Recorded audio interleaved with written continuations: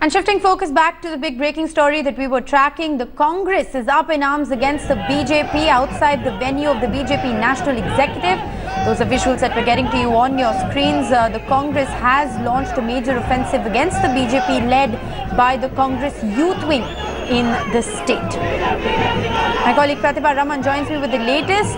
Pratibha, just as the BJP National Executive started a short while ago, so did the protest against the BJP. This time the Congress party there trying to reassert itself on the streets of Bengaluru.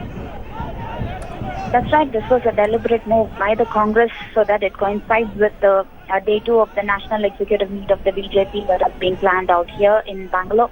And in fact, the major allegations that have been raised by the Congress is the fact that 1, the land acquisition bill, and 2, the black money.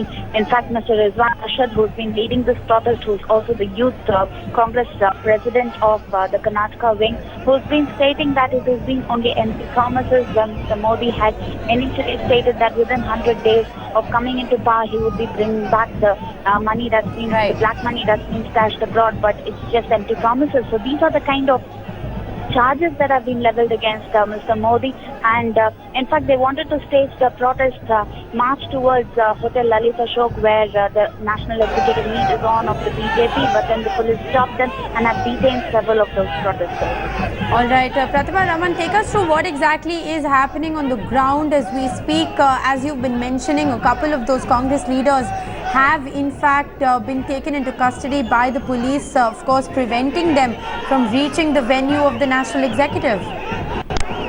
In fact, right from the beginning, when they had mentioned that they would be staging a march to Hotel Lalit Ashok, the police did tell us that they were not given any kind of permission by the police to do that. So as soon as they started heading out of the Congress Bhavan, which is where they started their protest, the police began to stop them.